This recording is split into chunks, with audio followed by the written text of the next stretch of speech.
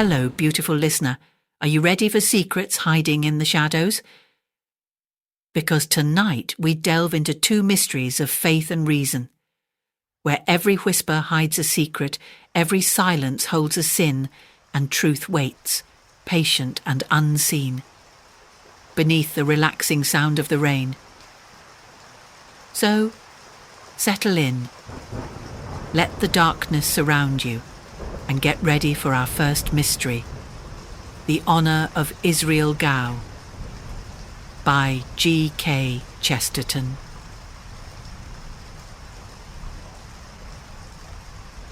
A stormy evening of olive and silver was closing in, as Father Brown, wrapped in a grey Scotch plaid, came to the end of a grey Scotch valley and beheld the strange castle of Glengyle.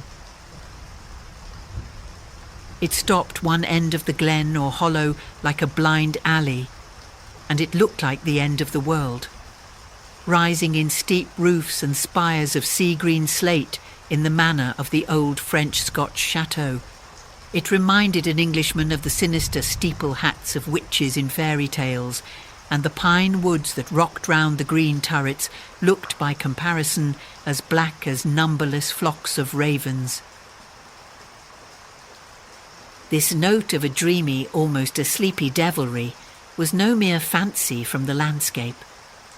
For there did rest on the place one of those clouds of pride and madness and mysterious sorrow which lie more heavily on the noble houses of Scotland than on any other of the children of men. For Scotland has a double dose of the poison called heredity, the sense of blood in the aristocrat and the sense of doom in the Calvinist.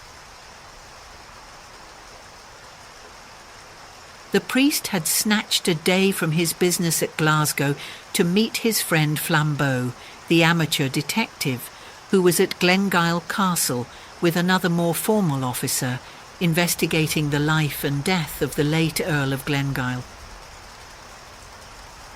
That mysterious person was the last representative of a race whose valour, insanity and violent cunning had made them terrible even among the sinister nobility of their nation in the 16th century. None were deeper in that labyrinthine ambition, in chamber within chamber of that palace of lies that was built up around Mary Queen of Scots. The rhyme in the countryside attested the motive and the result of their machinations candidly. As green sap to the simmer trees is red gold to the Ogilvies. For many centuries there had never been a decent lord in Glengyle Castle, and with the Victorian era one would have thought that all eccentricities were exhausted. The last Glengyle, however, satisfied his tribal tradition by doing the only thing that was left for him to do. He disappeared. I do not mean that he went abroad. By all accounts he was still in the castle, if he was anywhere. But though his name was in the church register and the big red peerage, nobody ever saw him under the sun. If anyone saw him, it was a solitary manservant, something between a groom and a gardener. He was so deaf that the more businesslike assumed him to be dumb, while the more penetrating declared him to be half-witted. A gaunt, red-haired labourer, with a dogged jaw and chin, but quite blank blue eyes, he went by the name of Isreal Gow, and was the one silent servant on that deserted estate. But the energy with which he dug potatoes and the regularity with which he disappeared into the kitchen gave people an impression that he was providing for the meals of a superior and that the strange earl was still concealed in the castle. If society needed any further proof that he was there, the servant persistently asserted that he was not at home.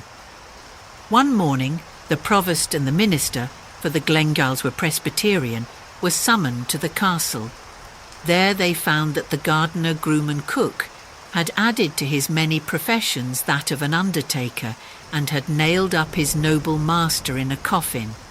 With how much or how little further inquiry this odd fact was passed, did not as yet very plainly appear, for the thing had never been legally investigated till Flambeau had gone north 2 or 3 days before.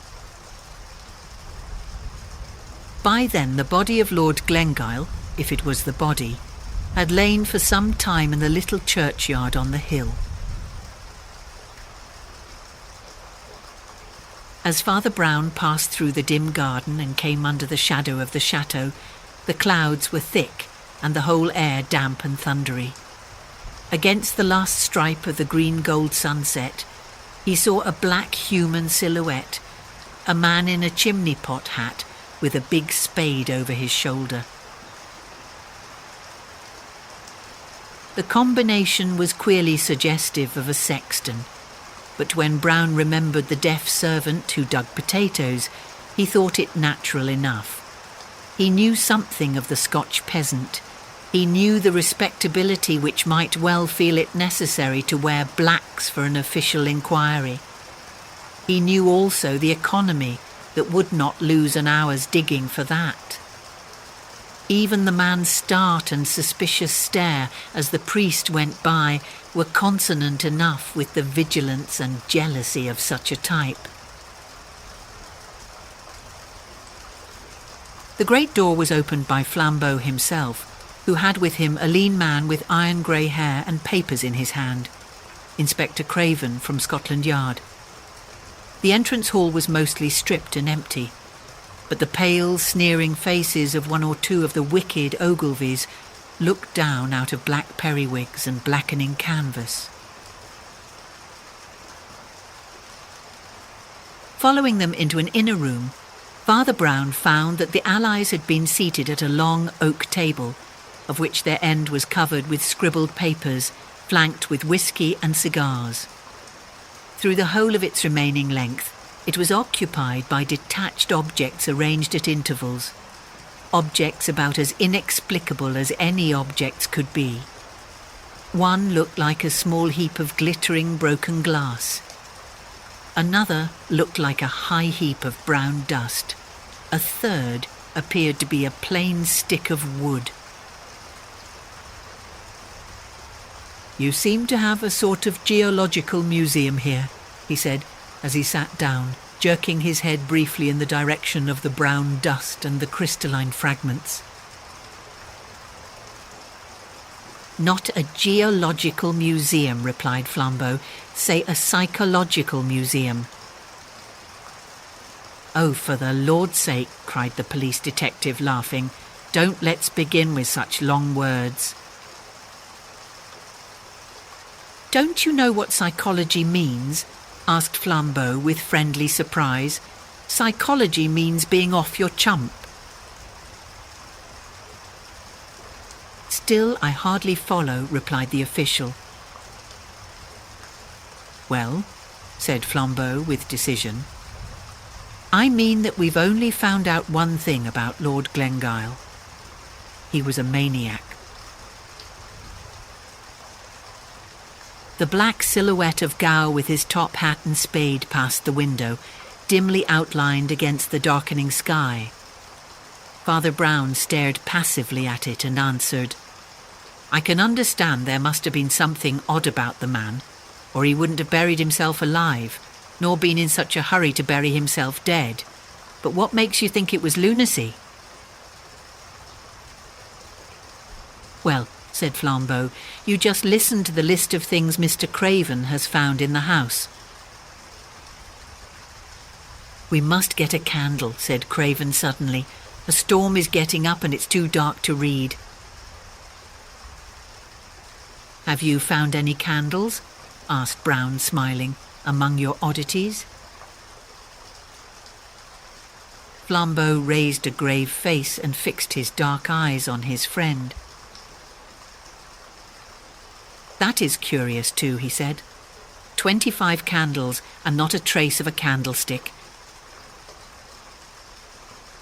In the rapidly darkening room and rapidly rising wind, Brown went along the table to where a bundle of wax candles lay among the other scrappy exhibits. As he did so, he bent accidentally over the heap of red-brown dust, and a sharp sneeze cracked the silence. "Hullo," he said, "snuff." He took one of the candles, lit it carefully, came back and stuck it in the neck of the whiskey bottle. The unrestful night air, blowing through the crazy window, waved the long flame like a banner. And on every side of the castle they could hear the miles and miles of black pine wood seething like a black sea around a rock. "I will read the inventory," began Craven gravely, picking up one of the papers. "The inventory of what we found loose and unexplained in the castle. You are to understand that the place generally was dismantled and neglected, but 1 or 2 rooms had plainly been inhabited, in a simple but not squalid style, by somebody who was not the servant Gow. The list is as follows. First item, a very considerable hoard of precious stones, nearly all diamonds and all of them loose, without any setting whatever. Of course it is natural that the Ogilvies should have family jewels, but those are exactly the jewels that almost always set in particular articles of ornament. The Ogilvies would seem to have kept theirs loose in their pockets, like coppers. Second item, heaps and heaps of loose snuff, not kept in a horn or even a pouch, but lying in heaps on the mantelpieces, on the sideboard, on the piano, anywhere. It looks as if the old gentleman would not take the trouble to look in a pocket or lift a lid.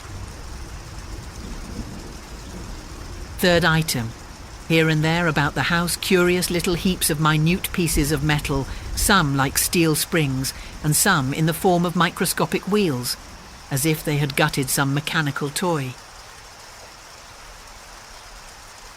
Fourth item, the wax candles, which have to be stuck in bottle necks because there is nothing else to stick them in. Now I wish you to note how very much queerer all this is than anything we anticipated. For the central riddle we are prepared. We have all seen at a glance that there was something wrong about the last Earl.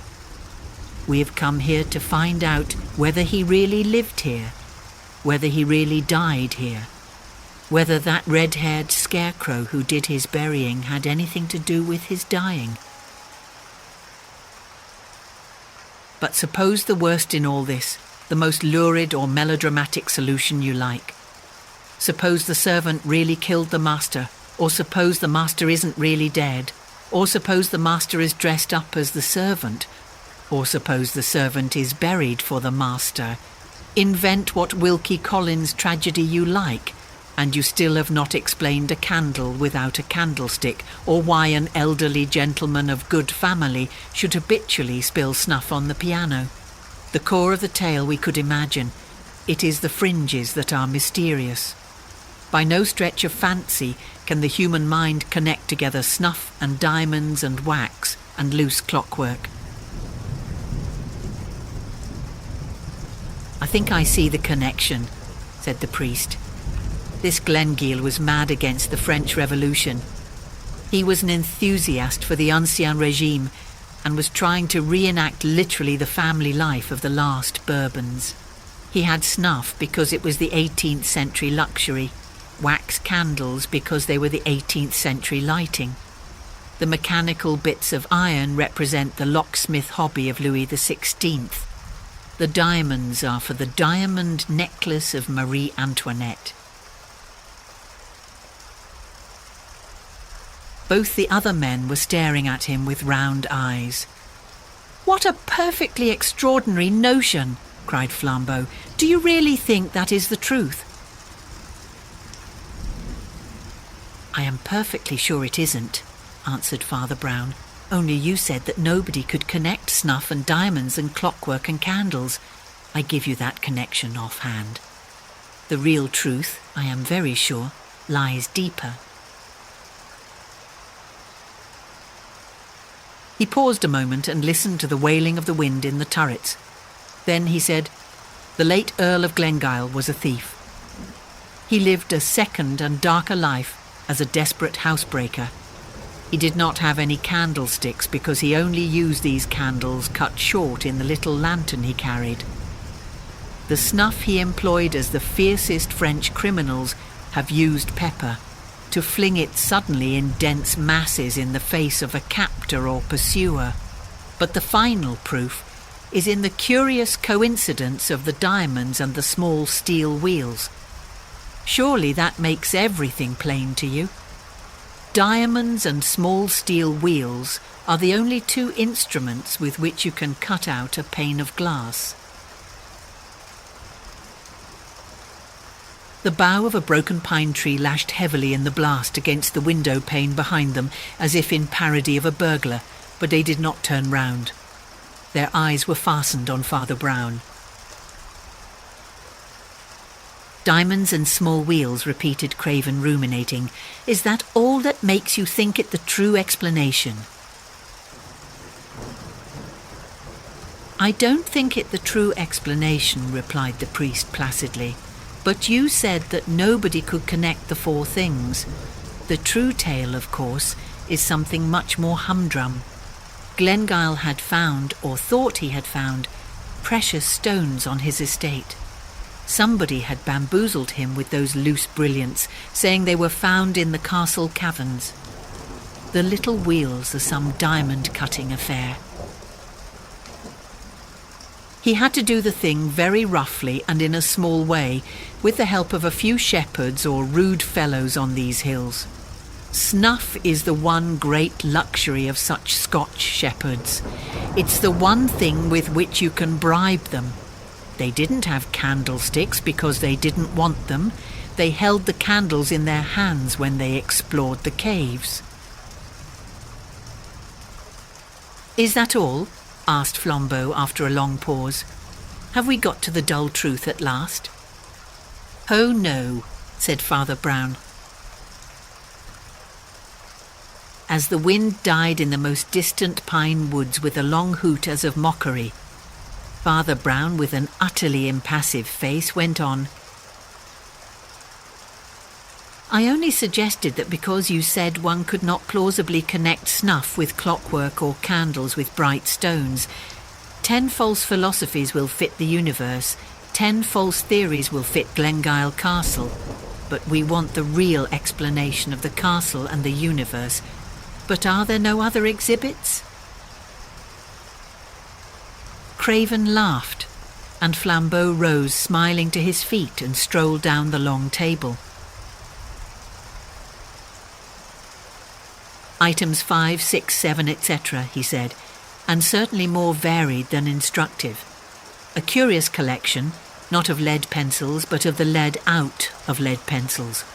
A senseless stick of bamboo, with the top rather splintered. It might be the instrument of the crime, only there isn't any crime. The only other things are a few old missals and little Catholic pictures, which the Ogilvies kept, I suppose, from the Middle Ages. Their family pride being stronger than their Puritanism, we only put them in the museum because they seem curiously cut about and defaced.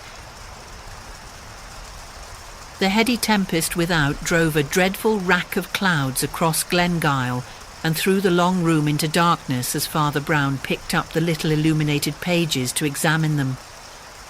He spoke before the drift of darkness had passed. But it was the voice of an utterly new man. Mr. Craven, said he, talking like a man 10 years younger, you have got a legal warrant, haven't you, to go up and examine that grave? The sooner we do it, the better, and get to the bottom of this horrible affair. If I were you, I should start now. Now? Repeated the astonished detective. And why now? Because this is serious, answered Brown. This is not spilt snuff or loose pebbles. That might be there for 100 reasons.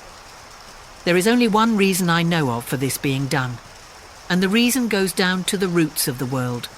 These religious pictures are not just dirtied or torn or scrawled over, which might be done in idleness or bigotry by children or by Protestants. These have been treated very carefully and very queerly. In every place where the great ornamented name of God comes in the old illuminations, it has been elaborately taken out. The only other thing that has been removed is the halo round the head of the child Jesus. Therefore, I say, let us get our warrant and our spade and our hatchet, and go up and break open that coffin. "What do you mean?" demanded the London officer. "I mean," answered the little priest, and his voice seemed to rise slightly in the roar of the gale, "I mean that the great devil of the universe may be sitting on the top tower of this castle at this moment, as big as 100 elephants and roaring like the apocalypse. There is black magic somewhere at the bottom of this." "Black magic," repeated Flambeau in a low voice, for he was too enlightened a man not to know of such things. "But what can these other things mean?"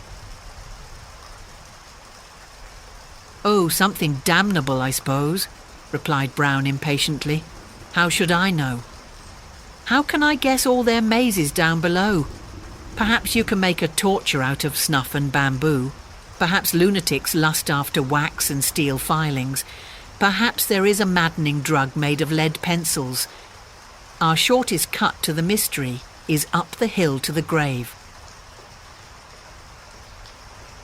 His comrades hardly knew that they had obeyed and followed him till a blast of the night wind nearly flung them on their faces in the garden. Nevertheless, they had obeyed him like automata, for Craven found a hatchet in his hand and the warrant in his pocket. Flambeau was carrying the heavy spade of the strange gardener. Father Brown was carrying the little gilt book from which had been torn the name of God. The path up the hill to the churchyard was crooked but short. Only under that stress of wind it seemed laborious and long. Far as the eye could see, farther and farther as they mounted the slope, were seas beyond seas of pines, now all aslope one way under the wind, and that universal gesture seemed as vain as it was vast, as vain as if that wind were whistling about some unpeopled and purposeless planet. Through all that infinite growth of grey-blue forests sang, shrill and high, that ancient sorrow that is in the heart of all heathen things. One could fancy that the voices from the underworld of unfathomable foliage were cries of the lost and wandering pagan gods, gods who had gone roaming in that irrational forest, and who will never find their way back to heaven. "You see," said Father Brown in low but easy tone, "Scotch people before Scotland existed were a curious lot. In fact, they're a curious lot still. But in the prehistoric times I fancy they really worshipped demons. That," he added genially, "is why they jumped at the Puritan theology." "My friend," said Flambeau, turning in a kind of fury, "what does all that snuff mean?" "My friend," replied Brown with equal seriousness, "there is one mark of all genuine religions: materialism. Now, devil worship is a perfectly genuine religion." They had come up on the grassy scalp of the hill, one of the few bald spots that stood clear of the crashing and roaring pine forest. A mean enclosure, partly timber and partly wire, rattled in the tempest to tell them the border of the graveyard.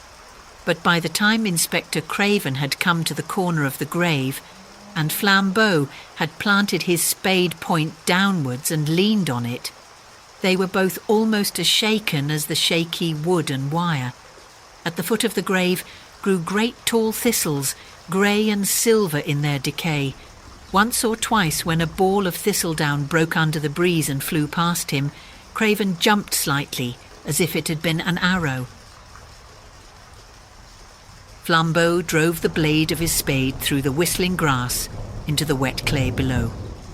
Then he seemed to stop and lean on it as on a staff. "Go on," said the priest very gently. "We are only trying to find the truth. What are you afraid of?" "I am afraid of finding it," said Flambeau. The London detective spoke suddenly in a high crowing voice that was meant to be conversational and cheery. I wonder why he really did hide himself like that. Something nasty, I suppose. Was he a leper? "Something worse than that," said Flambeau. "And what do you imagine," asked the other, "would be worse than a leper?" "I don't imagine it," said Flambeau. He dug for some dreadful minutes in silence, and then said in a choked voice, "I'm afraid of his not being the right shape." "Nor was that piece of paper, you know," said Father Brown quietly. "And we survived even that piece of paper." Flambeau dug on with a blind energy, but the tempest had shouldered away the choking grey clouds that clung to the hills like smoke and revealed grey fields of faint starlight before he cleared the shape of a rude timber coffin and somehow tipped it up upon the turf. Craven stepped forward with his axe. A thistletop touched him and he flinched. Then he took a firmer stride and hacked and wrenched with an energy like Flambeau's till the lid was torn off, and all that was there lay glimmering in the grey starlight. "Bones," said Craven, and then he added, "But it is a man," as if that were something unexpected. "Is he?" asked Flambeau in a voice that went oddly up and down. "Is he all right?" "Seems so," said the officer huskily, bending over the obscure and decaying skeleton in the box. "Wait a minute." A vast heave went over Flambeau's huge figure. "And now I come to think of it," he cried, "why in the name of madness shouldn't he be all right? What is it gets hold of a man on these cursed cold mountains? I think it's the black, brainless repetition, all these forests, and over all an ancient horror of unconsciousness. It's like the dream of an atheist. Pine trees and more pine trees and millions more pine trees." "God," cried the man by the coffin, "but he hasn't got a head." While the others stood rigid, the priest for the first time showed a leap of startled concern. "No head," he repeated. "No head?" as if he had almost expected some other deficiency. Half-witted visions of a headless baby born to Glengyle, of a headless youth hiding himself in the castle, of a headless man pacing those ancient halls or that gorgeous garden, passed in panorama through their minds. But even in that stiffened instant, the tale took no root in them and seemed to have no reason in it. They stood listening to the loud woods and the shrieking sky quite foolishly, like exhausted animals. Thought seemed to be something enormous that had suddenly slipped out of their grasp.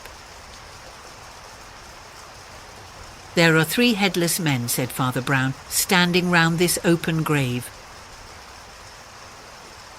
The pale detective from London opened his mouth to speak and left it open like a yokel, while a long scream of wind tore the sky.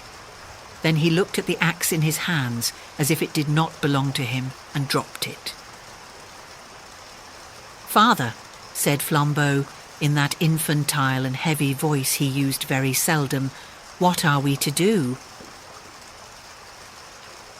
His friend's reply came with the pent promptitude of a gun going off. "Sleep," cried Father Brown. "Sleep. We have come to the end of the ways. Do you know what sleep is? Do you know that every man who sleeps believes in God? It is a sacrament, for it is an act of faith, and it is of food. and we need a sacrament, if only a natural one. Something has fallen on us that falls very seldom on men, perhaps the worst thing that can fall on them. Craven's parted lips came together to say, "What do you mean?" The priest had turned his face to the castle as he answered, "We have found the truth, and the truth makes no sense." He went down the path in front of them with a plunging and reckless step very rare with him, and when they reached the castle again, he threw himself upon sleep with the simplicity of a dog. Despite his mystic praise of slumber, Father Brown was up earlier than anyone else except the silent gardener, and was found smoking a big pipe and watching that expert at his speechless labours in the kitchen garden. Towards daybreak, the rocking storm had ended in roaring rains, and the day came with a curious freshness. The gardener seemed even to have been conversing, but at sight of the detectives he planted his spade sullenly in a bed and, saying something about his breakfast, shifted along the lines of cabbages and shut himself in the kitchen. "He's a valuable man, that," said Father Brown. "He does the potatoes amazingly. Still," he added with a dispassionate charity, "he has his faults. Which of us hasn't? He doesn't dig this bank quite regularly. There, for instance," and he stamped suddenly on one spot, "I'm really very doubtful about that potato." "And why?" asked Craven, amused with the little man's hobby.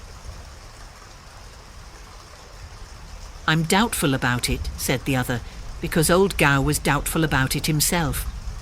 He put his spade in methodically in every place but just this. There must be a mighty fine potato just here." Flumbo pulled up the spade and impetuously drove it into the place. He turned up under a load of soil, something that did not look like a potato, but rather like a monstrous, over-domed mushroom. But it struck the spade with a cold click. It rolled over like a ball and grinned up at them. "The Earl of Glengyle," said Brown sadly, and looked down heavily at the skull. Then, after a momentary meditation, he plucked the spade from Flambeau and, saying, "We must hide it again," clamped the skull down in the earth. Then he leaned his little body and huge head on the great handle of the spade that stood up stiffly in the earth, and his eyes were empty and his forehead full of wrinkles. "If one could only conceive," he muttered, "the meaning of this last monstrosity." And leaning on the large spade handle, he buried his brows in his hands as men do in church. All the corners of the sky were brightening into blue and silver. The birds were chattering in the tiny garden trees, so loud it seemed as if the trees themselves were talking, but the three men were silent enough. "Well, I give it all up," said Flambeau at last boisterously. "My brain and this world don't fit each other, and there's an end of it. Snuff, spoilt prayer books, and the insides of musical boxes. What?" Brown threw up his bothered brow and rapped on the spade handle with an intolerance quite unusual with him. "Oh, tut, tut, tut, tut," he cried. "All that is as plain as a pikestaff. I understood the snuff and clockwork and so on when I first opened my eyes this morning, and since then I've had it out with old Gow, the gardener, who is neither so deaf nor so stupid as he pretends. There's nothing amiss about the loose items. I was wrong about the torn mass book too, there's no harm in that. But it's this last business. Desecrating graves and stealing dead men's heads. Surely there's harm in that. Surely there's black magic still in that. That doesn't fit into the quite simple story of the snuff and the candles." And striding about again, he smoked moodily. "My friend," said Flambeau with a grim humour, You must be careful with me and remember I was once a criminal. The great advantage of that estate was that I always made up the story myself and acted it as quick as I chose. This detective business of waiting about is too much for my French impatience. All my life, for good or evil, I have done things at the instant. I always fought duels the next morning. I always paid bills on the nail. I never even put off a visit to the dentist. Father Brown's pipe fell out of his mouth and broke into 3 pieces on the gravel path. He stood rolling his eyes, the exact picture of an idiot. "Lord, what a turnip I am," he kept saying. "Lord, what a turnip." Then, in a somewhat groggy kind of way, he began to laugh. "The dentist," he repeated, 6 hours in the spiritual abyss, and all because I never thought of the dentist. Such a simple, such a beautiful and peaceful thought. Friends, we have passed a night in hell.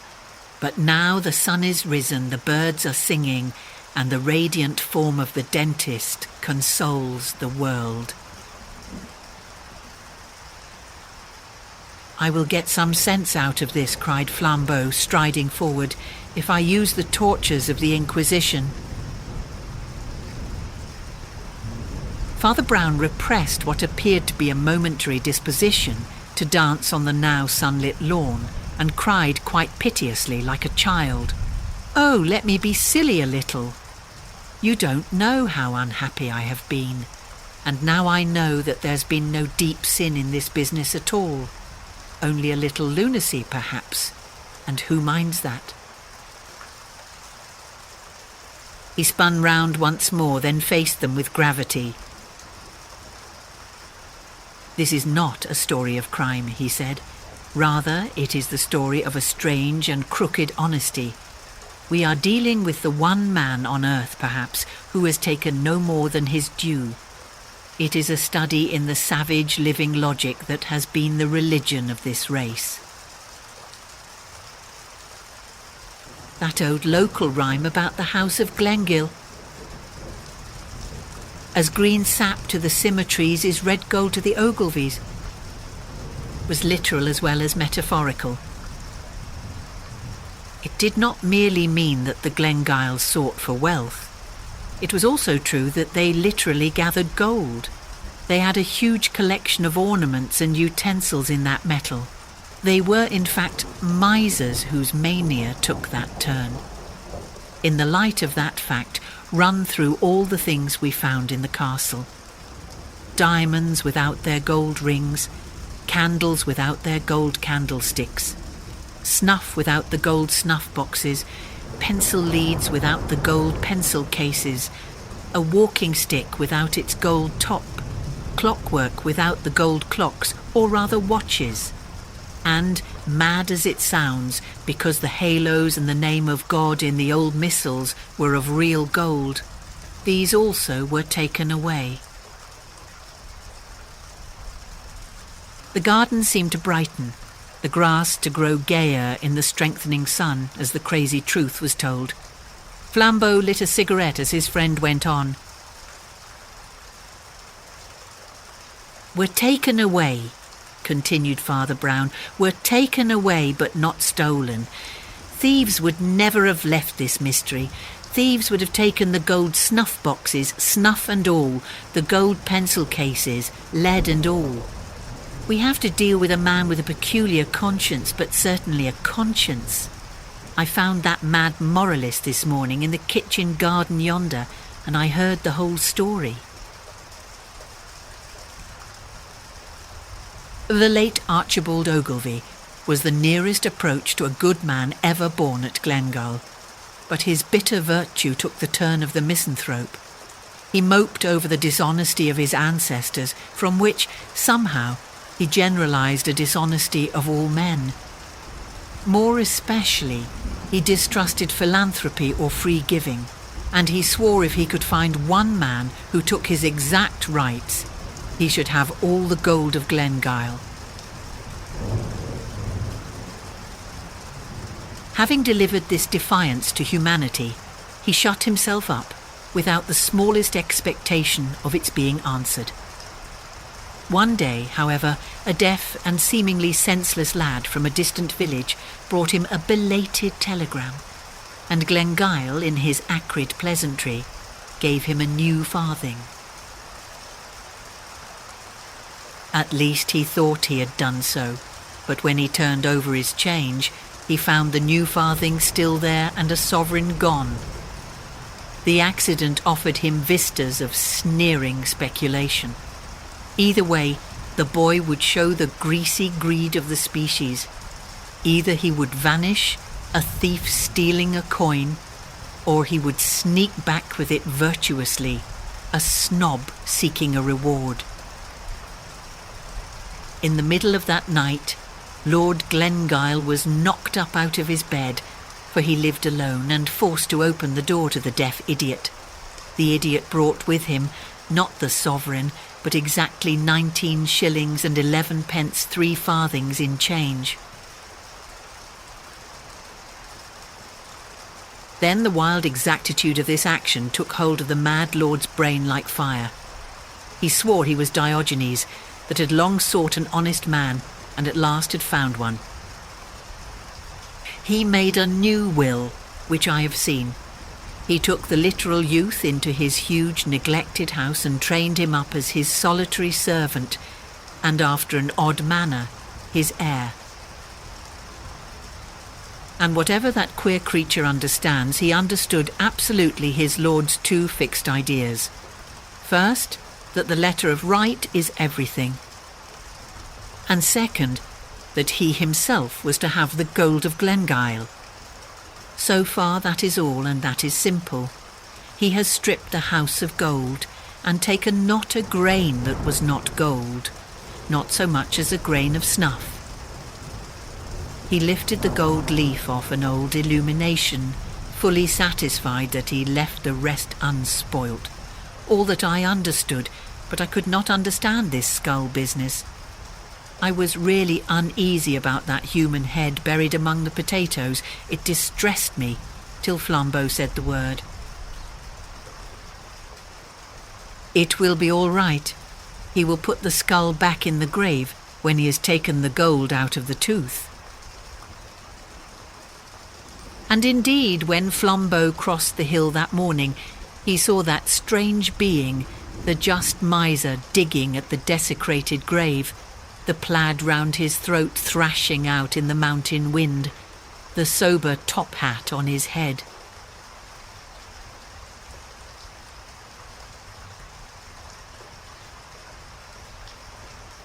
The Invisible Man by GK Chesterton.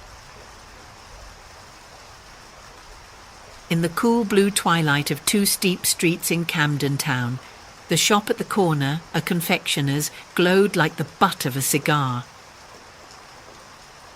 One should rather say perhaps like the butt of a firework, for the light was of many colours and some complexity, broken up by many mirrors and dancing on many gilt and gaily coloured cakes and sweetmeats. Against this one fiery glass were glued the noses of many gutter snipes, for the chocolates were all wrapped in those red and gold and green metallic colours which are almost better than chocolate itself. And the huge white wedding cake in the window was somehow at once remote and satisfying, just as if the whole North Pole were good to eat. Such rainbow provocations could naturally collect the youth of the neighbourhood up to the ages of 10 or 12. But this corner was also attractive to youth at a later stage, and a young man, not less than 24, was staring into the same shop window.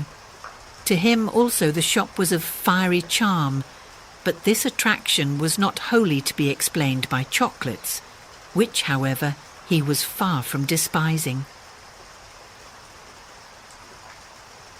He was a tall, burly, red-haired young man, with a resolute face but a listless manner.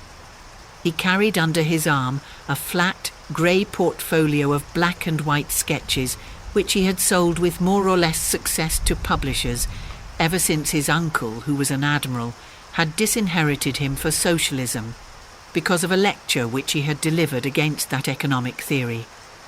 His name was John Turnbull Angus. Entering at last, he walked through the confectioner's shop to the back room, which was a sort of pastry cook restaurant, merely raising his hat to the young lady who was serving there. She was a dark, elegant, alert girl in black, with a high colour and very quick dark eyes, and after the ordinary interval, she followed him into the inner room to take his order. His order was evidently a usual one. "I want, please," he said with precision, "1 halfpenny bun and a small cup of black coffee." An instant before the girl could turn away, he added, "Also, I want you to marry me." The young lady of the shop stiffened suddenly and said, "Those are jokes I don't allow." The red-haired young man lifted grey eyes of an unexpected gravity. "Really and truly," he said, "it's as serious as the halfpenny bun. It is expensive, like the bun. One pays for it. It is indigestible, like the bun. It hurts." The dark young lady had never taken her dark eyes off him, but seemed to be studying him with almost tragic exactitude. At the end of her scrutiny she had something like the shadow of a smile, and she sat down in a chair. "Don't you think," observed Angus absently, "that it's rather cruel to eat these halfpenny buns? They might grow up into penny buns. I shall give up these brutal sports when we are married." The dark young lady rose from her chair and walked to the window, evidently in a state of strong but not unsympathetic cogitation. When at last she swung round again with an air of resolution, she was bewildered to observe that the young man was carefully laying out on the table various objects from the shop window. They included a pyramid of highly coloured sweets, several plates of sandwiches, and the 2 decanters containing that mysterious port and sherry which are peculiar to pastry cooks. In the middle of this neat arrangement, he had carefully let down the enormous load of white sugared cake, which had been the huge ornament of the window. "What on earth are you doing?" she asked. "Duty, my dear Laura," he began. "Oh, for the Lord's sake, stop a minute," she cried. "And don't talk to me in that way. I mean, what is all that?" "A ceremonial meal, Miss Hope." "And what is that?" she asked impatiently, pointing to the mountain of sugar. "The wedding cake, Mrs. Angus," he said. The girl marched to that article, removed it with some clatter, and put it back in the shop window. She then returned, and, putting her elegant elbows on the table, regarded the young man not unfavourably, but with considerable exasperation. "You don't give me any time to think," she said. "I'm not such a fool," he answered. "That's my Christian humility." She was still looking at him, but she had grown considerably graver behind the smile. "Mr. Angus," she said steadily, "before there is a minute more of this nonsense, I must tell you something about myself as shortly as I can." "Delighted," replied Angus gravely. "You might tell me something about myself too, while you are about it." "Oh, do hold your tongue and listen," she said. "It's nothing that I'm ashamed of, and it isn't even anything that I'm specially sorry about. But what would you say if there were something that is no business of mine and yet is my nightmare?" "In that case," said the man seriously, "I should suggest that you bring back the cake." "Well, you must listen to the story first," said Laura persistently. "To begin with, I must tell you that my father owned the inn called the Red Fish at Ludbury, and I used to serve people in the bar. I have often wondered," he said, "why there was a kind of a Christian air about this one confectioner's shop. Ludbury is a sleepy, grassy little hole in the eastern counties, and the only kind of people who ever came to the Red Fish were occasional commercial travellers, and for the rest, the most awful people you can see, only you've never seen them. I mean little loungy men who had just enough to live on and had nothing to do but lean about in bar rooms and bet on horses, in bad clothes that were just too good for them. Even these wretched young rotters were not very common at our house, but there were two of them that were a lot too common in every sort of way. They both lived on money of their own, and were wearisomely idle and overdressed. But yet I was a bit sorry for them, because I half believe they slunk into our little empty bar because each of them had a slight deformity, the sort of thing that some yokels laugh at. It wasn't exactly a deformity either, it was more an oddity. One of them was a surprisingly small man, something like a dwarf, or at least like a jockey. He was not at all jockeyish to look at, though. He had a round black head and a well-trimmed black beard, bright eyes like a bird's. He jingled money in his pockets. He jangled a great gold watch chain, and he never turned up except dressed just too much like a gentleman to be one. He was no fool, though a futile idler. He was curiously clever at all kinds of things that couldn't be the slightest use. A sort of impromptu conjuring, making 15 matches set fire to each other like a regular firework, or cutting a banana or some such thing into a dancing doll. His name was Isidore Smythe, and I can see him still with his little dark face, just coming up to the counter, making a jumping kangaroo out of 5 cigars. The other fellow was more silent and more ordinary, but somehow he alarmed me much more than poor little Smythe. He was very tall and slight, and light-haired. His nose had a high bridge, and he might almost have been handsome in a spectral sort of way, but he had one of the most appalling squints I have ever seen or heard of. When he looked straight at you, you didn't know where you were yourself, let alone what he was looking at. I fancy this sort of disfigurement embittered the poor chap a little, for while Smythe was ready to show off his monkey tricks anywhere, James Welkin, that was the squinting man's name, never did anything except soak in our bar parlour and go for great walks by himself in the flat grey country all round. All the same, I think Smythe too was a little sensitive about being so small, though he carried it off more smartly. And so it was that I was really puzzled, as well as startled, and very sorry, when they both offered to marry me in the same week. Well, I did what I've since thought was perhaps a silly thing. But after all, these freaks were my friends in a way, and I had a horror of their thinking I refused them for the real reason, which was that they were so impossibly ugly. So I made up some gas of another sort about never meaning to marry anyone who hadn't carved his way in the world.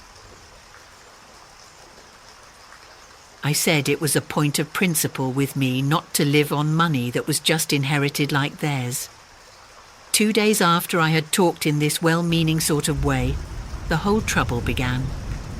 The first thing I heard was that both of them had gone off to seek their fortunes, as if they were in some silly fairy tale. Well, I've never seen either of them from that day to this, but I've had 2 letters from the little man called Smythe, and really they were rather exciting. "Ever heard of the other man?" asked Angus. "No, he never wrote," said the girl after an instant's hesitation. "Smythe's first letter was simply to say that he had started out walking with Welkin to London, but Welkin was such a good walker that the little man dropped out of it and took a rest by the roadside. He happened to be picked up by some travelling show, and partly because he was nearly a dwarf, and partly because he was really a clever little wretch, he got on quite well in the show business, and was soon sent up to the aquarium to do some tricks that I forget. That was his first letter. His second was much more of a startler, and I only got it last week." The man called Angus emptied his coffee cup and regarded her with mild and patient eyes. Her own mouth took a slight twist of laughter as she resumed, "I suppose you've seen on the hoardings all about this Smythe silent service? Or you must be the only person that hasn't. Oh, I don't know much about it. It's some clockwork invention for doing all the housework by machinery. You know the sort of thing. Press a button, a butler who never drinks. Turn a handle, 10 housemaids who never flirt. You must have seen the advertisements. Well, whatever these machines are, they are making pots of money, and they are making it all for that little imp whom I knew down in Ludbury.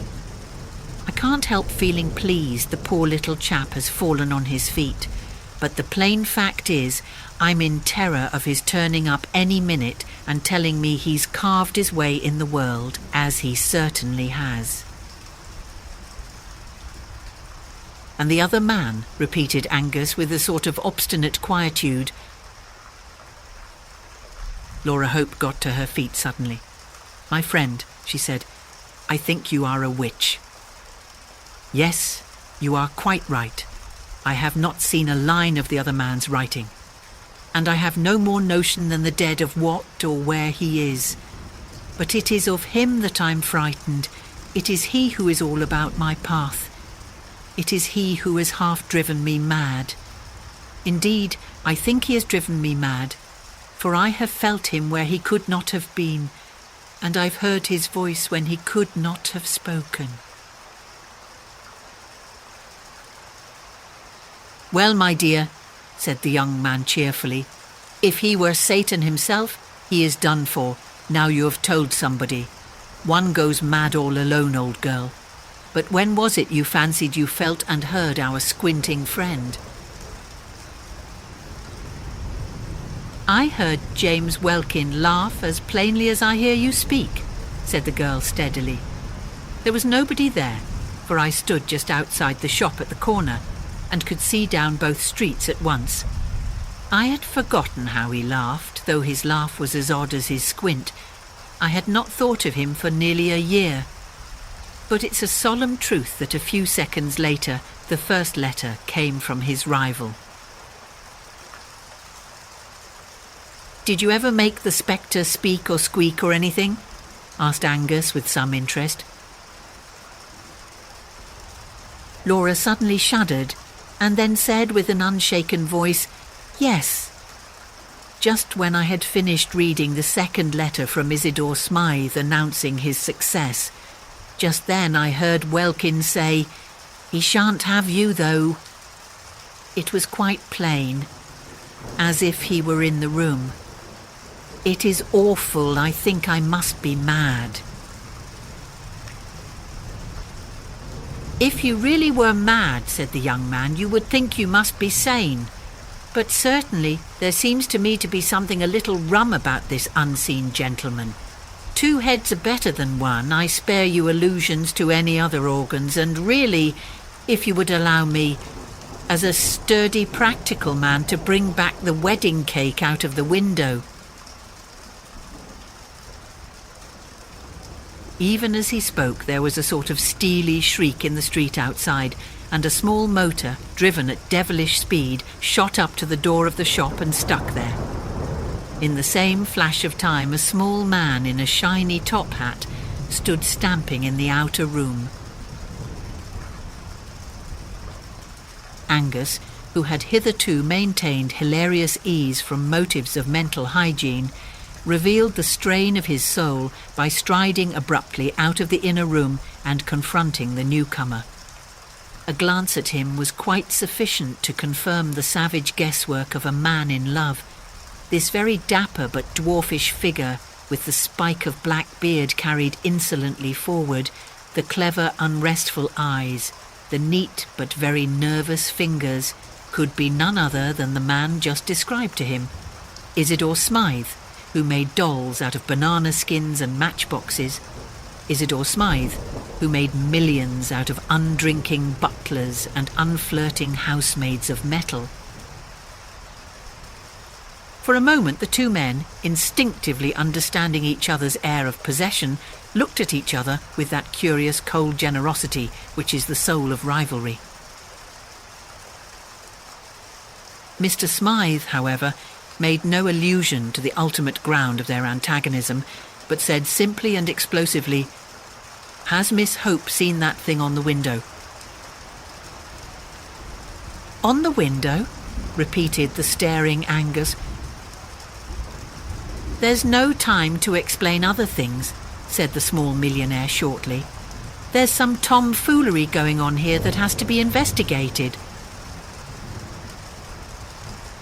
He pointed his polished walking stick at the window, recently depleted by the bridal preparations of Mr. Angus, and that gentleman was astonished to see along the front of the glass a long strip of paper pasted, which had certainly not been on the window when he looked through it some time before.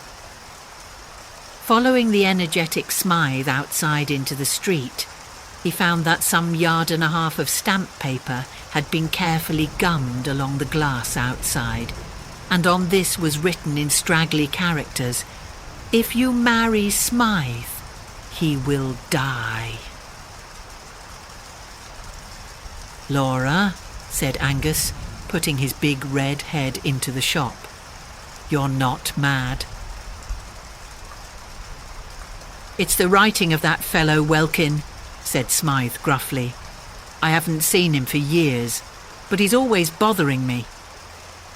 5 times in the last fortnight he's had threatening letters left at my flat, and I can't even find out who leaves them, let alone if it is Welkin himself. The porter of the flat swears that no suspicious characters have been seen, and here he has pasted up a sort of dado on a public shop window, while the people in the shop—" "Quite so," said Angus modestly, "while the people in the shop were having tea. Well, sir, I can assure you I appreciate your common sense in dealing so directly with the matter. We can talk about other things afterwards. The fellow cannot be very far off yet, for I swear there was no paper there when I went last to the window 10 or 15 minutes ago. On the other hand, he's too far off to be chased, as we don't even know the direction. If you'll take my advice, Mr. Smythe, you'll put this at once in the hands of some energetic inquiry man, private rather than public. I know an extremely clever fellow who has set up in business 5 minutes from here in your car. His name's Flambeau, and though his youth was a bit stormy, he's a strictly honest man now, and his brains are worth money. He lives in Lucknow Mansions, Hampstead."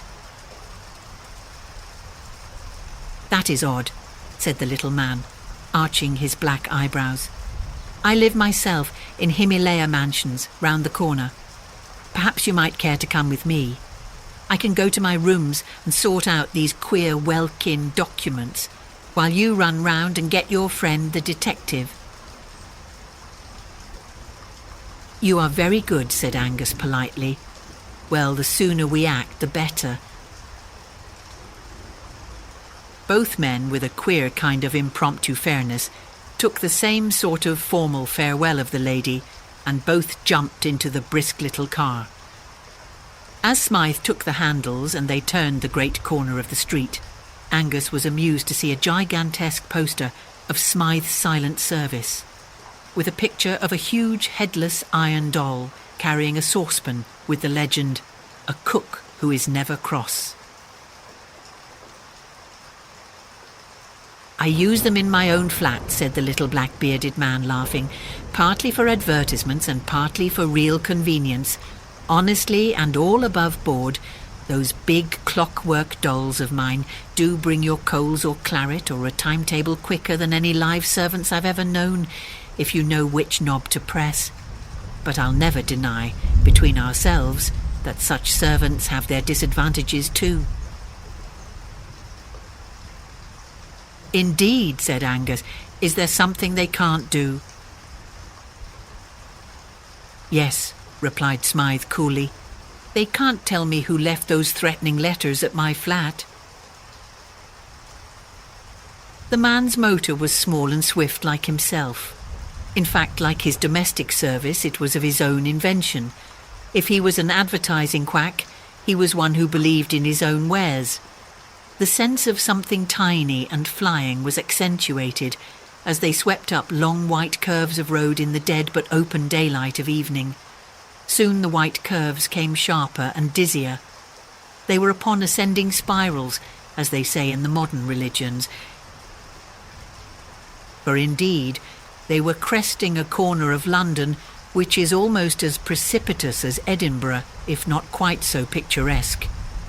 Terrace rose above terrace, and the special tower of flats they sought rose above them all to almost Egyptian height, gilt by the level sunset. The change, as they turned the corner and entered the crescent known as Himalaya Mansions, was as abrupt as the opening of a window, for they found that pile of flats sitting above London as above a green sea of slate. Opposite to the mansions, on the other side of the gravel crescent, was a bushy enclosure more like a steep hedge or dyke than a garden, and some way below that ran a strip of artificial water, a sort of canal, like the moat of that embowered fortress. As the car swept round the crescent, it passed at one corner, the stray stall of a man selling chestnuts, and right away at the other end of the curve, Angus could see a dim blue policeman walking slowly. These were the only human shapes in that high suburban solitude, but he had an irrational sense that they expressed the speechless poetry of London.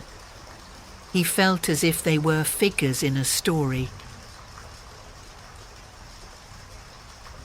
The little car shot up to the right house like a bullet and shot out its owner like a bombshell. He was immediately inquiring of a tall commissionaire in shining braid and a short porter in shirt sleeves whether anybody or anything had been seeking his apartments. He was assured that nobody and nothing had passed these officials since his last inquiries. Whereupon he and the slightly bewildered Angus were shot up in the lift like a rocket till they reached the top floor. "Just come in for a minute," said the breathless Smythe. "I want to show you those Welkin letters. Then you might run round the corner and fetch your friend." He pressed a button concealed in the wall, and the door opened of itself. It opened on a long, commodious anteroom, of which the only arresting features, ordinarily speaking, were the rows of tall, half-human mechanical figures that stood up on both sides like tailors' dummies. Like tailors' dummies, they were headless, and like tailors' dummies, they had a handsome, unnecessary humpiness in the shoulders and a pigeon-breasted protuberance of chest. But barring this, they were not much more like a human figure than any automatic machine at a station that is about the human height. They had two great hooks-like arms for carrying trays, and they were painted pea green, or vermilion, or black for convenience of distinction. In every other way they were only automatic machines, and nobody would have looked twice at them. On this occasion, at least, nobody did. For between the two rows of these domestic dummies lay something more interesting than most of the mechanics of the world. It was a white, tattered scrap of paper scrawled with red ink, and the agile inventor had snatched it up almost as soon as the door flew open. He handed it to Angus without a word. The red ink on it actually was not dry, and the message ran, "If you have been to see her today, I shall kill you." There was a short silence, and then Isidore Smythe said quietly, "Would you like a little whiskey?" "I rather feel as if I should." "Thank you, I should like a little flambeau," said Angus gloomily. "This business seems to me to be getting rather grave. I'm going round at once to fetch him." "Right you are," said the other with admirable cheerfulness. "Bring him round here as quick as you can." But as Angus closed the front door behind him, he saw Smythe push back a button, and one of the clockwork images glided from its place and slid along a groove in the floor, carrying a tray with siphon and decanter. There did seem something a trifle weird about leaving the little man alone among those dead servants who were coming to life as the door closed. 6 steps down from Smythe's landing, the man in shirt sleeves was doing something with a pail. Angus stopped to extract a promise, fortified with a prospective bribe, that he would remain in that place until the return with the detective, and would keep count of any kind of stranger coming up those stairs. Dashing down to the front hall, he then laid similar charges of vigilance on the commissionaire at the front door, from whom he learned the simplifying circumstances that there was no back door. Not content with this, he captured the floating policeman and induced him to stand opposite the entrance and watch it, and finally paused an instant for a pennyworth of chestnuts and an inquiry as to the probable length of the merchant's stay in the neighbourhood. The chestnut seller, turning up the collar of his coat, told him he should probably be moving shortly, as he thought it was going to snow. Indeed, the evening was growing grey and bitter, but Angus, with all his eloquence, proceeded to nail the chestnut man to his post. "Keep yourself warm on your own chestnuts," he said earnestly. "Eat up your whole stock. I'll make it worth your while. I'll give you a sovereign if you'll wait here till I come back, and then tell me whether any man, woman or child has gone into that house where the commissionaire is standing." He then walked away smartly, with a last look at the besieged tower. "I've made a ring round that room anyhow," he said. "They can't all 4 of them be Mr. Welkin's accomplices." Lucknow Mansions were, so to speak, on a lower platform of that hill of houses, of which Himalaya Mansions might be called the peak. Mr. Flambeau's semi-official flat was on the ground floor, and presented in every way a marked contrast to the American machinery and cold hotel-like luxury of the flat of the silent service. Flambeau, who was a friend of Angus, received him in a rococo artistic den behind his office, of which the ornaments were sabres, harquebuses, Eastern curiosities, flasks of Italian wine, savage cooking pots, a plumy Persian cat, and a small dusty-looking Roman Catholic priest who looked particularly out of place. "This is my friend Father Brown," said Flambeau. "I've often wanted you to meet him. Splendid weather this, a little cold for southerners like me." "Yes, I think it will keep clear," said Angus, sitting down on a violet-striped Eastern ottoman. "No," said the priest quietly, "it has begun to snow." And indeed, as he spoke, the first few flakes foreseen by the man of chestnuts began to drift across the darkening window pane. "Well," said Angus heavily, "I'm afraid I've come on business, and rather jumpy business at that. The fact is, Flambeau, within a stone's throw of your house, is a fellow who badly wants your help. He's perpetually being haunted and threatened by an invisible enemy, a scoundrel whom nobody has even seen." As Angus proceeded to tell the whole tale of Smythe and Welkin, beginning with Laura's story and going on with his own, the supernatural laugh at the corner of 2 empty streets, the strange distinct words spoken in an empty room, Flambeau grew more and more vividly concerned, and the little priest seemed to be left out of it, like a piece of furniture. When it came to the scribbled stamp paper pasted on the window, Flambeau rose, seeming to fill the room with his huge shoulders. "If you don't mind," he said, "I think you'd better tell me the rest on the nearest road to this man's house. It strikes me somehow that there is no time to be lost." "Delighted," said Angus, rising also, "though he's safe enough for the present, for I've set 4 men to watch the only hole to his burrow." They turned out into the street, the small priest trundling after them with the docility of a small dog. He merely said in a cheerful way, like one making conversation, "How quick the snow gets thick on the ground." As they threaded the steep side streets already powdered with silver, Angus finished his story, and by the time they reached the crescent with the towering flats, he had leisure to turn his attention to the 4 sentinels. The chestnut seller, both before and after receiving a sovereign, swore stubbornly that he had watched the door and seen no visitor enter. The policeman was even more emphatic. He said he had had experience of crooks of all kinds, in top hats and in rags. He wasn't so green as to expect suspicious characters to look suspicious. He looked out for anybody, and so help him, there had been nobody. And when all 3 men gathered round the gilded commissionaire, who still stood smiling astride of the porch, the verdict was more final still.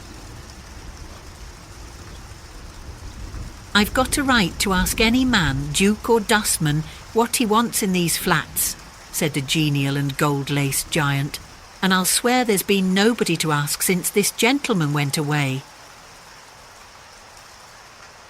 The unimportant Father Brown, who stood back looking modestly at the pavement, here ventured to say meekly, "Has nobody been up and down stairs then since the snow began to fall?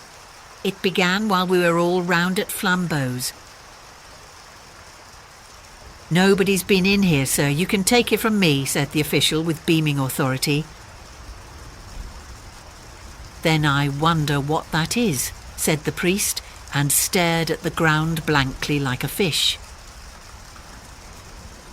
The others all looked down also, and Flambeau used a fierce exclamation and a French gesture, for it was unquestionably true that down the middle of the entrance, guarded by the man in gold lace, actually between the arrogant, stretched legs of that colossus, ran a stringy pattern of grey footprints stamped upon the white snow. "God!" cried Angus involuntarily. "The invisible man!" Without another word he turned and dashed up the stairs with Flambeau following, but Father Brown still stood looking about him in the snow-clad street as if he had lost interest in his query. Flambeau was plainly in a mood to break down the door with his big shoulders, but the Scotchman, with more reason, if less intuition, fumbled about on the frame of the door till he found the invisible button, and the door swung slowly open. It showed substantially the same serried interior. The hall had grown darker, though it was still struck here and there with the last crimson shafts of sunset, and 1 or 2 of the headless machines had been moved from their places for this or that purpose, and stood here and there about the twilit place. The green and red of their coats were all darkened in the dusk, and their likeness to human shapes slightly increased by their very shapelessness. But in the middle of them all, exactly where the paper with the red ink had lain, there lay something that looked like red ink spilt out of its bottle. But it was not red ink.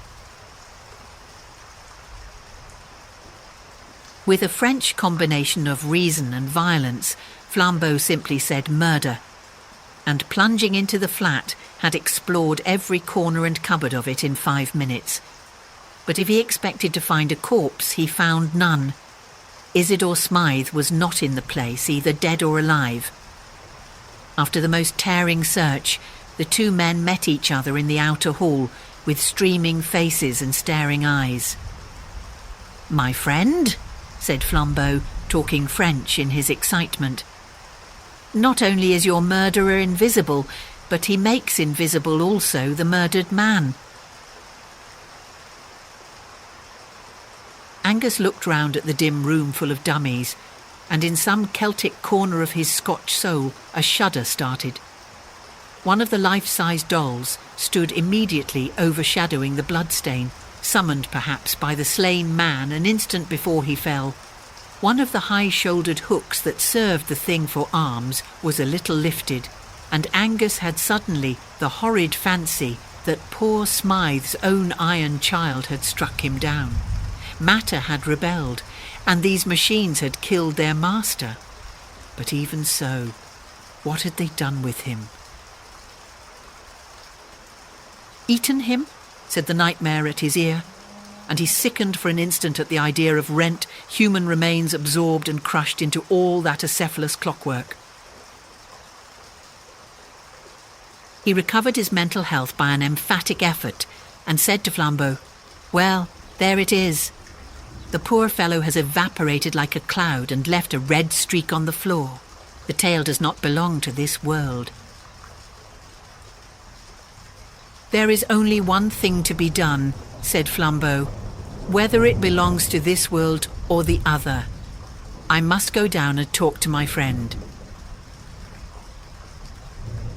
They descended, passing the man with the pail, who again asseverated that he had let no intruder pass, down to the commissionaire and the hovering chestnut man, who rigidly reasserted their own watchfulness.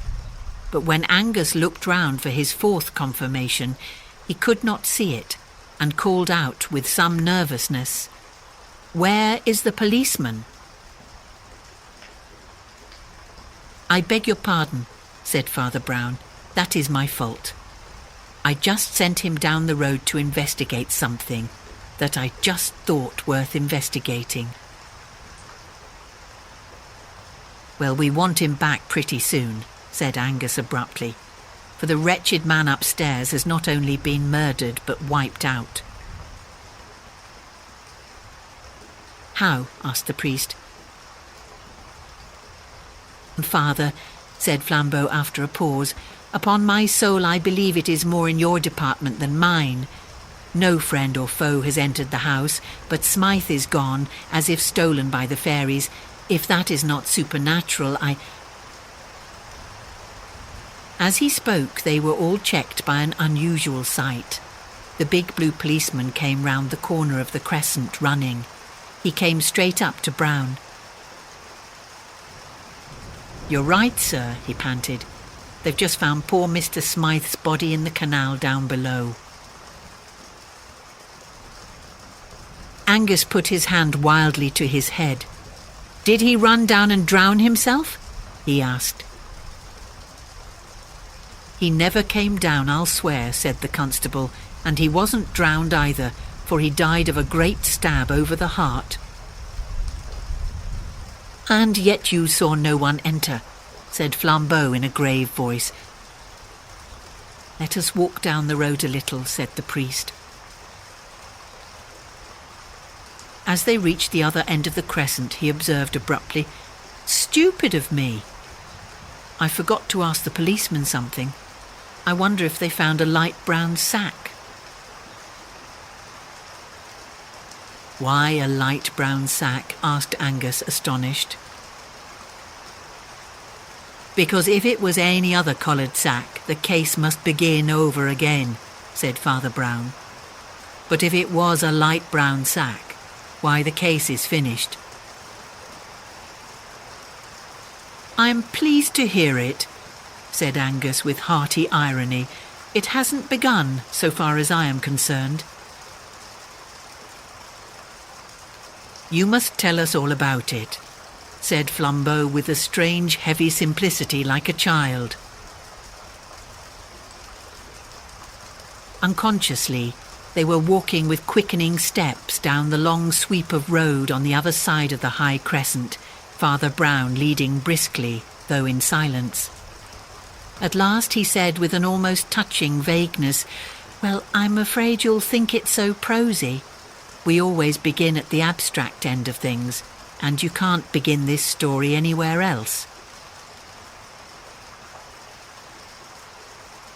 Have you ever noticed this? That people never answer what you say. They answer what you mean, or what they think you mean. Suppose one lady says to another in a country house, "Is anybody staying with you?" The lady doesn't answer. Yes, the butler, the 3 footmen, the parlour-maid, and so on, though the parlour-maid may be in the room, or the butler behind her chair. She says, "There is nobody staying with us," meaning nobody of the sort you mean. But suppose a doctor inquiring into an epidemic asks, "Who is staying in the house?" Then the lady will remember the butler, the parlour-maid, and the rest. All language is used like that. You never get a question answered literally, even when you get it answered truly. When those 4 quite honest men said that no man had gone into the mansions, they did not really mean that no man had gone into them. They meant no man whom they could suspect of being your man. A man did go into the house and did come out of it, but they never noticed him. "An invisible man?" inquired Angus, raising his red eyebrows. "A mentally invisible man," said Father Brown. A minute or 2 after he resumed in the same unassuming voice, like a man thinking his way. "Of course you can't think of such a man until you do think of him. That's where his cleverness comes in. But I came to think of him through 2 or 3 little things in the tale Mr. Angus told us. First, there was the fact that this Welkin went for long walks. And then there was the vast lot of stamp paper on the window. And then most of all, there were the 2 things the young lady said. Things that couldn't be true." "Don't get annoyed," he added hastily, noting a sudden movement of the Scotchman's head. "She thought they were true. A person can't be quite alone in a street a second before she receives a letter. She can't be quite alone in a street when she starts reading a letter just received. There must be somebody pretty near her. He must be mentally invisible." "Why must there be somebody near her?" asked Angus. "Because," said Father Brown, "barring carrier pigeons, somebody must have brought her the letter."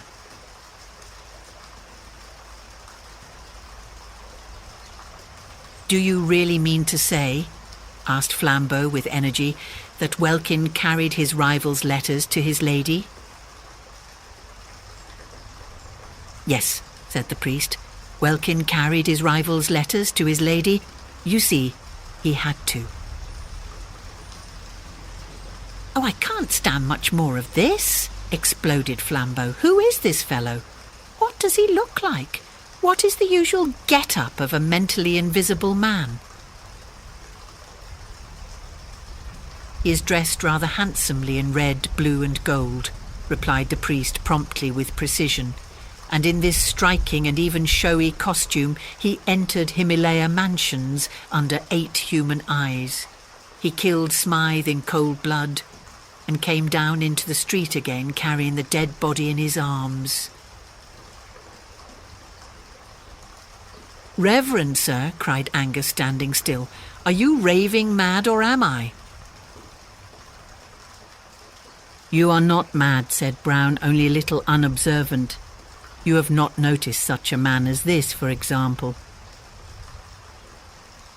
He took 3 quick strides forward and put his hand on the shoulder of an ordinary passing postman who had bustled by them unnoticed under the shade of the trees. "Nobody ever notices postmen somehow," he said thoughtfully. "Yet they have passions like other men, and even carry large bags where a small corpse can be stowed quite easily." The postman, instead of turning naturally, had ducked and tumbled against the garden fence. He was a lean, fair-bearded man of very ordinary appearance, but as he turned an alarmed face over his shoulder, all 3 men were fixed with an almost fiendish squint. Flambeau went back to his sabres, purple rugs and Persian cat, having many things to attend to. John Turnbull Angus went back to the lady at the shop, with whom that imprudent young man contrives to be extremely comfortable. But Father Brown walked those snow-covered hills under the stars for many hours with a murderer, and what they said to each other will never be known.